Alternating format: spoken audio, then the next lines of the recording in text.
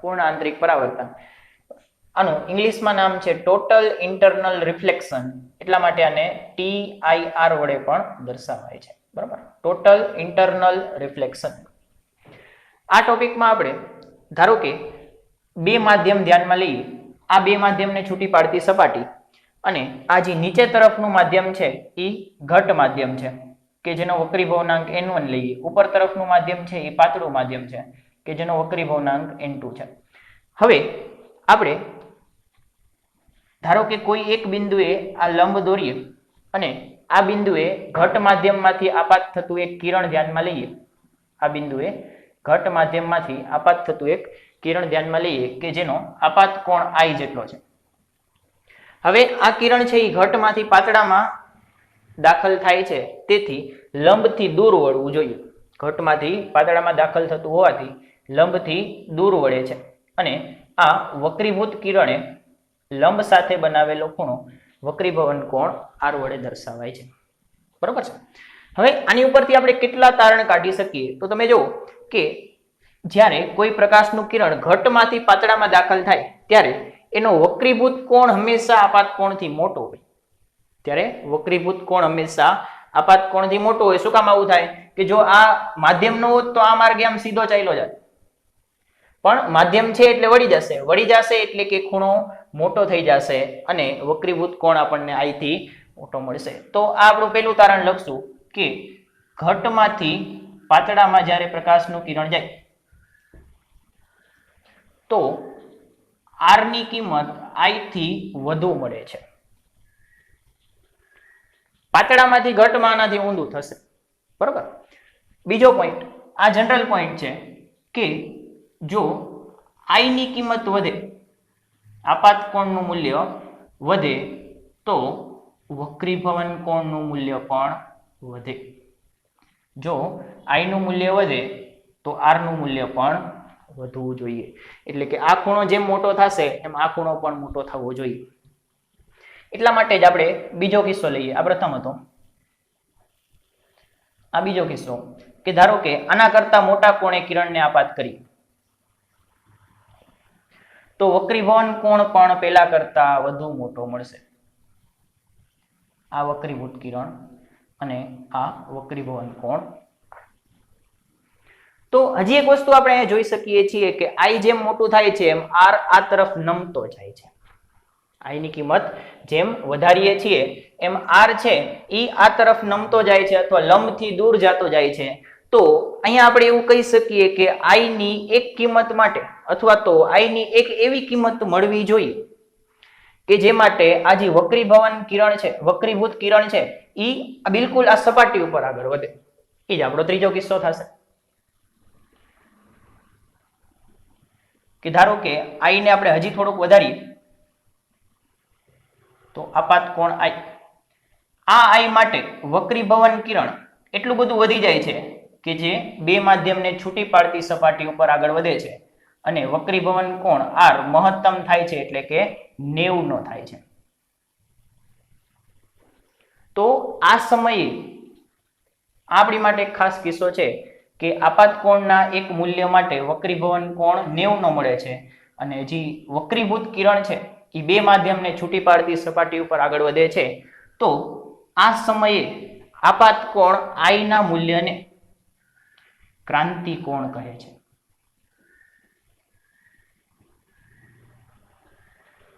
આ સમયે આપાત કોણ I ના મૂલ્યને ક્રાંતિ કોણ કહે છે. બરોબર. મોટા ભાગની ભૂલ આ થાય છે. ક્રાંતિ કોણ આપાત કોણને કહેવાય, વક્રીભવન કોણ તો 90 નો હોય. બરોબર. આ ખાસ યાદ રાખજો કે ક્રાંતિ કોણ કોનું નામ છે તો આપાત કોણનું નામ છે. વક્રીભવન કોણ તો આ સમયે કેટલો હોય? 90 નો હોય છે. હજી જો આપણે આપાત કિરણને અથવા આપાત કોણને વધારીએ તો હજી જો I વધારીએ તો R હજી વધે છે. એટલે કે આપણે ચોથો કિસ્સો ધ્યાનમાં લઈએ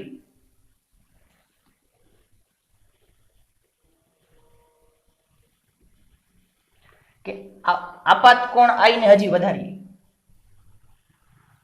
વધી ગયો આપાત કોણ I. તો આ તો મહત્તમ થઈ ગયો. હજી કિરણ આમ જશે એટલે આપણે કહીએ છીએ કે હવે કિરણ વક્રીભવન પામતું જ નથી, સીધું એનું પરાવર્તન થઈ જાય છે. એટલે કે આ કિસ્સામાં જે આપાત કિરણ છે કે જ્યાં આપાત કોણનું મૂલ્ય I નું મૂલ્ય ક્રાંતિ કોણથી પણ વધારી દીધું. પહેલા કેટલું હતું? ક્રાંતિ કોણ જેટલું હતું. હજી આ ખૂણાને વધારો એટલે કે IC થી પણ મોટો કરો તો જે વક્રીભૂત કિરણ હતું એ રહેતું જ નથી. બધાય પ્રકાશનું આંતરિક પરાવર્તન થઈ જાય છે. એટલે કે આ આંતરિક પરાવર્તિત કિરણ છે. આંતરિક પરાવર્તિત કિરણ છે. તો અહીંયા વક્રીભવન થતું જ નથી, માત્ર પરાવર્તન થાય છે. પરાવર્તન માટે તો આપણને ખ્યાલ છે કે આપાત કોણ અને પરાવર્તિત કિરણ એ લંબ સાથે બનાવેલો ખૂણો બે સરખા મૂલ્યના હોય. એટલે કે આ કિસ્સામાં માત્ર પરાવર્તન થાય છે, વક્રીભવન થતું નથી.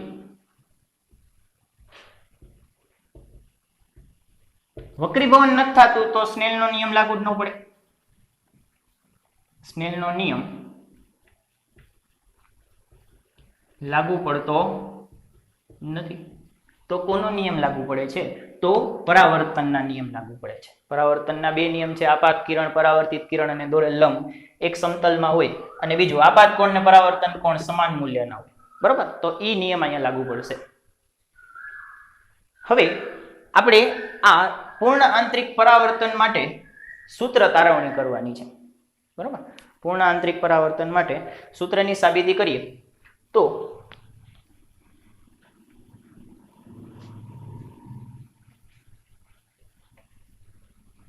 આ તમારે યાદ રાખવાના છે.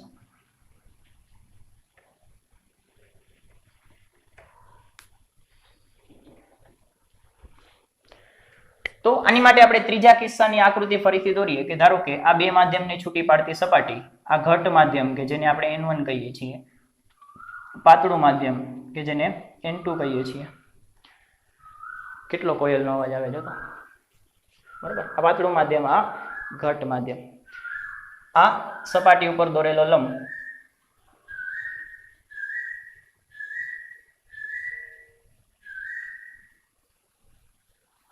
બંધ ગઈ. હવે આ આપાત કિરણ કે જેના આપાત કોણનું મૂલ્ય આપણે ક્રાંતિ કોણ જેટલું લઈએ. બરાબર? ધારો કે I બરાબર IC છે. આપાત કોણનું મૂલ્ય આપણે ક્રાંતિ કોણ જેટલું જ લઈએ છીએ.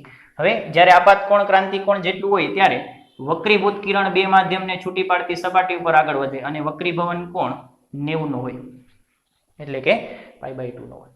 તો અહીંયા આપણે લખી શકીએ કે હવે આ બિંદુ ઉપર કે જ્યાં આપાત કિરણ આપાત થાય છે ત્યાં સ્નેલના નિયમની મદદથી, સ્નેલના નિયમ વડે જો આના કરતા પણ વધારે આપાત કોણ હશે તો સ્નેલનો નિયમ લાગુ નહીં પડે, પણ ત્રીજા કિસ્સા સુધી તો સ્નેલનો નિયમ લાગુ પડશે. જો હજી આના કરતા I વધાર્યો તો આ પરાવર્તિત થઈ જશે તો લાગુ નહીં પડે, પણ અહીંયા તો પાડી શકાય. સ્નેલનો નિયમ શું કહે છે કે વક્રીભવનાંક અને આપાત કોણના સાઇનનું મૂલ્ય, આપાત કોણ કેટલો છે? ક્રાંતિ કોણ જેટલો, ઇઝ ઇક્વલ ટુ બીજું માધ્યમ અને વક્રીભૂત કોણના સાઇનનું મૂલ્ય, એટલે કે N1 sin θ1 N2 sin θ2. હવે r ની કિંમત કેટલી આપેલી છે? સીધી લખી જ નાખીએ કે r ની કિંમત π/2 છે. તો N1 sin IC is equal to N2 sin 90 sin π/2 1 થાય. તો અહીંયાથી આપણે લખી શકીએ કે sin IC is equal to N2/1. પણ આમ યાદ ન રખાય અને આપણે થોડુંક હજી ફેરફાર કરીએ, યાદ રહીએ એ પ્રમાણે કરી નાખીએ તો sin IC is equal to N2. N2 કયું માધ્યમ છે? પાતળું માધ્યમ છે. બરાબર? એટલે કે N પાતળું છેદમાં N1 ઘટ માધ્યમ છે.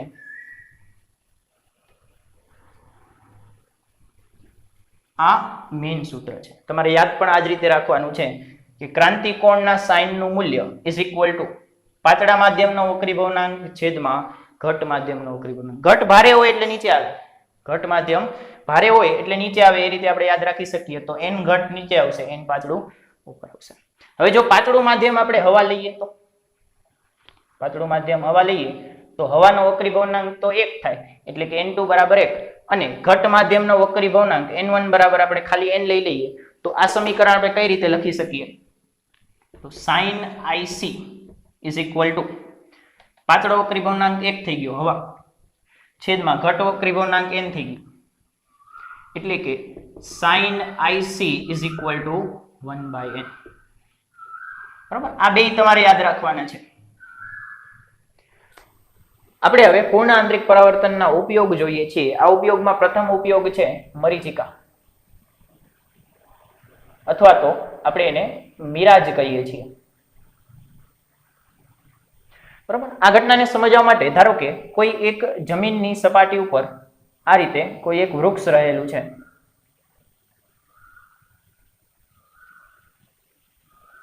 હવે આ વૃક્ષમાંથી આવતા પ્રકાશના કિરણો ને આપણે ધ્યાનમાં લેવાનું છે. તો જનરલી ઉનાળાના સમયમાં મરીચિકા જોવા મળે છે. શું કામ? કારણ કે ઉનાળાના સમયમાં જમીનની નજીકની હવા ખૂબ જ પાતળી હોય છે અને જેમ જેમ ઉપર તરફ જતા જાઓ એમ હવા ઘટ થતી જાય છે. ફરીથી, ઉનાળાના સમયમાં જમીનથી નજીકના ભાગમાં રહેલી હવા પાતળી હોય છે અને જેમ જેમ ઉપર તરફ જતા જઈએ એમ હવા ઘટ થતી જાય છે. તો આ સમયે જો આ વૃક્ષમાંથી આવતા પ્રકાશના કિરણો આપણે ધ્યાનમાં લઈએ તો આ કિરણો સતત ઘટમાંથી પાતળા માધ્યમમાં પ્રવેશે છે. જેમ આપણે ઉપરથી નીચે તરફ આવીએ એમ ઘટમાંથી પાતળા માધ્યમમાં આવીએ તો વૃક્ષમાંથી ઉપરથી નીચે તરફ આવતું કિરણ સતત ઘટમાંથી પાતળા માધ્યમમાં પ્રવેશે છે. હવે આપણે જાણીએ છીએ કે જ્યારે ઘટમાંથી પાતળા માધ્યમમાં પ્રવેશીએ ત્યારે પ્રકાશનું કિરણ છે એ લંબથી દૂર વળે. જ્યારે ઘટમાંથી પાતળા માધ્યમમાં પ્રવેશે પ્રકાશનું કિરણ ત્યારે તે લંબથી દૂર વળે. તો જો અહીંયા એક લંબ દોરીએ તો આ પ્રકાશનું કિરણ લંબથી દૂર વળશે. ફરી અહીંયા એક લંબ દોરીએ તો તે પણ સતત ઘટમાંથી પાતળામાં આવતું હોવાથી લંબથી દૂર વળે છે. આ રીતે એક સમય એવો આવશે કે જ્યારે જમીનના નીચેના વિભાગમાં પ્રકાશના કિરણનું પૂર્ણ આંતરિક પરાવર્તન થશે અને તે ઉપર તરફ આગળ વધશે. ફરીથી પ્રકાશનું કિરણ જ્યારે ઉપરથી નીચે આવે ત્યારે ઘટમાંથી પાતળામાં આવતું હોવાથી સતત લંબથી દૂર વળતું જાય છે, એટલે કે આમ ઉપર તરફ આવતું જાય છે. એક બિંદુ ઉપર તેનું પૂર્ણ આંતરિક પરાવર્તન થાય છે અને આ પરાવર્તિત થયેલું કિરણ અવલોકનકારની આંખમાં જાય છે. હવે આ કિરણને આપણે જો પાછળ તરફ લંબાવીએ, આ પ્રકાશના કિરણને જો આપણે પાછળ તરફ લંબાવીએ તો આપણને આ વસ્તુનું પ્રતિબિંબ જોવા મળે છે. આ વૃક્ષનું નીચે તરફનું પ્રતિબિંબ જોવા મળે છે. અવલોકનકારને આ પ્રતિબિંબ કોઈ પાણીની સપાટી ઉપરથી આવતું દેખાય છે. ત્યારબાદ આપણે જો બીજો ઉપયોગ જોઈએ તો આ MCQ ની દ્રષ્ટિએ ખૂબ જ મહત્વનો છે કે બીજા ઉપયોગમાં આપણે પ્રિઝમમાં થતી પૂર્ણ આંતરિક પરાવર્તનની ઘટનાનો ઉપયોગ જોવાનો છે. પ્રિઝમમાં પૂર્ણ આંતરિક પરાવર્તનનો કઈ રીતે ઉપયોગ થાય છે. તો આ માટે ધારો કે આપણે એક પ્રિઝમની આકૃતિ ધ્યાનમાં લઈએ. આ માટે ધારો કે આપણે એક પ્રિઝમની આકૃતિ ધ્યાનમાં લઈએ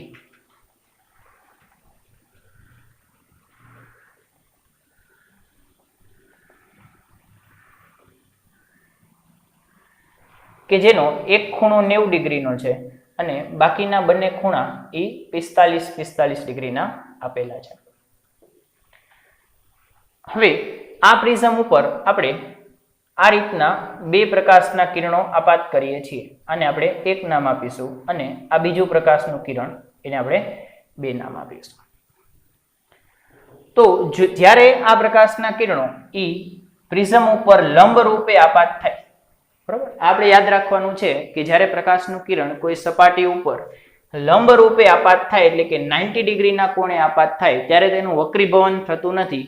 તે એમનેમ વક્રીભવન વગર જ એ સપાટીમાંથી પસાર થઈ જાય છે. એટલે કે આ પ્રકાશનું કિરણ આ રીતે જ આગળ વધશે અને આ બીજી સપાટી ઉપર આ બિંદુ ઉપર આપાત થશે.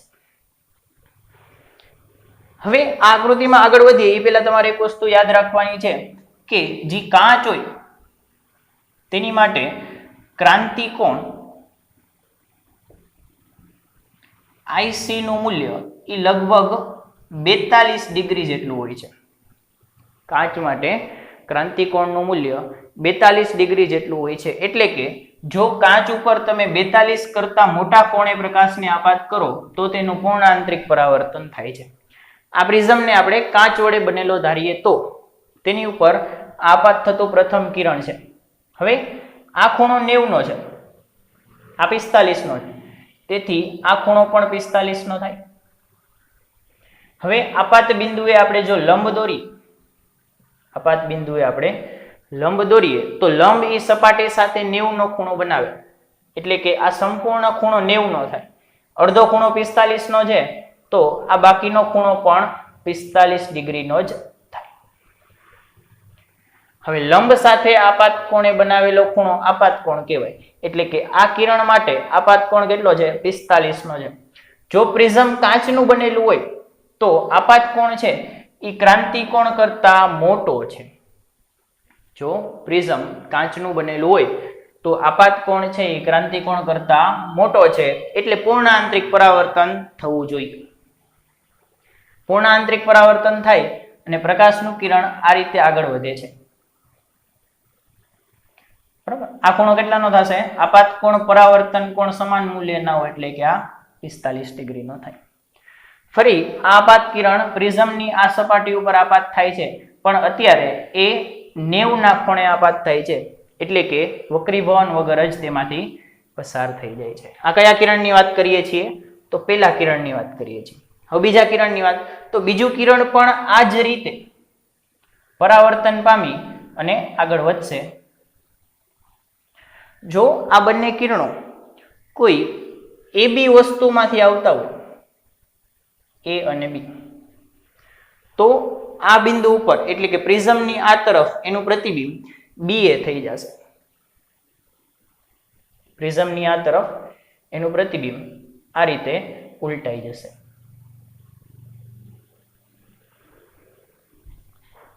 આ પેલી આકૃતિ હતી. હવે જો બીજી આકૃતિ દોરી,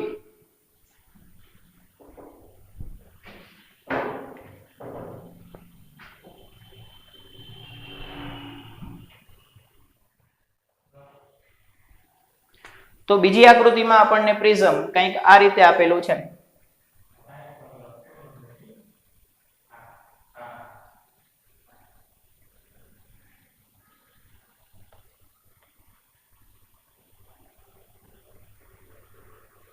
કે પ્રિઝમનો આ ખૂણો આપણને 90 ડિગ્રીનો આપેલો છે તથા બાકીના અન્ય બે ખૂણા 45 ના આપેલા છે. હવે આ પ્રિઝમ ઉપર આ રીતે બે પ્રકાશના કિરણો આપાત થાય છે. આ પ્રથમ કિરણ અને આ બીજું કિરણ. જ્યારે કિરણ એ સપાટી ઉપર લંબ રૂપે આપાત થાય ત્યારે વક્રીભવન વગર આગળ વધી જશે.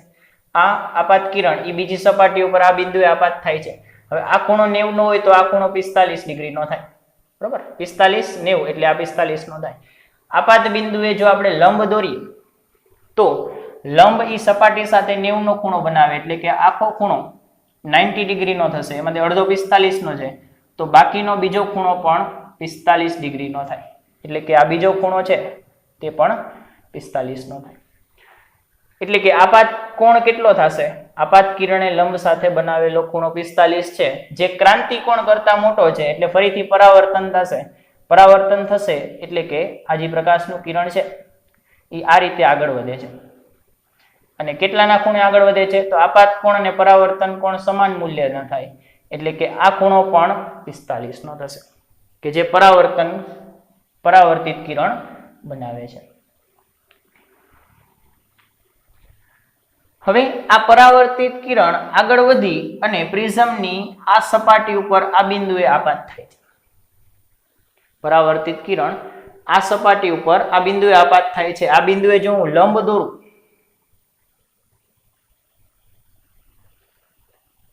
અને આ ખૂણો 45 નો છે, એટલે કે એની બાજુનો ખૂણો પણ 45 નો થાય. આ સમગ્ર ખૂણો 90 ડિગ્રીનો છે, એટલે કે આ 45, તો આ ખૂણો પણ 45 નો થાય. હવે જો આ ખૂણો 45 નો હોય તો આ ખૂણો પણ 45 હું ગણી શકું. તમે જો અહીંયા z બને છે, બરાબર, એટલે કે જો આ ખૂણો 45 નો હોય તો આ ખૂણો પણ 45 નો થાય. તો જ્યારે લંબ ઈ સપાટી સાથે 90 નો ખૂણો બનાવશે તો આપાત કોણે અહીં આ આપાત કોણ થશે આપણી માટે 45 ના ખૂણે આપાત કિરણે લંબ સાથે બનાવેલો ખૂણો એ 45 થશે કે જે ક્રાંતિકોણથી મોટો છે. ક્રાંતિકોણથી મોટું છે એટલે કે અહીં આપાત કોણનું પરાવર્તન થશે અને આ રીતે આગળ વધશે.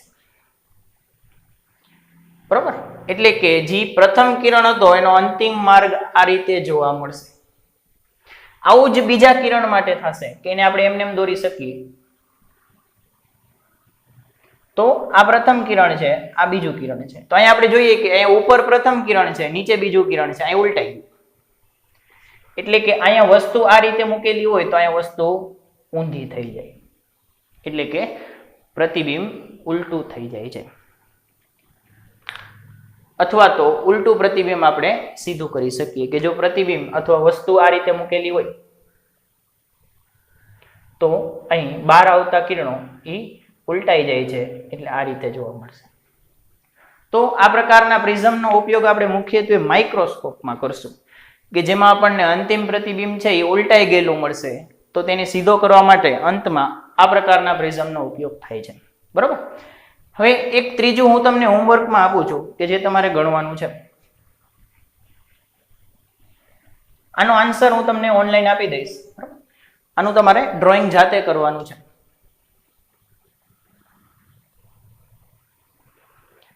આ 90 ડિગ્રીનો ખૂણો છે, આ બાકીના બે 45 ડિગ્રી, અને બે પ્રકાશના કિરણો આ રીતે આગળ વધે છે.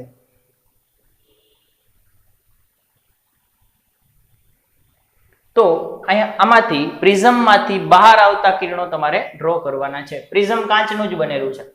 હવે આપણે આજના લેક્ચરનો છેલ્લો ઉપયોગ જોઈએ તો તે ટેક્સ્ટબુકમાં આપેલો છે કે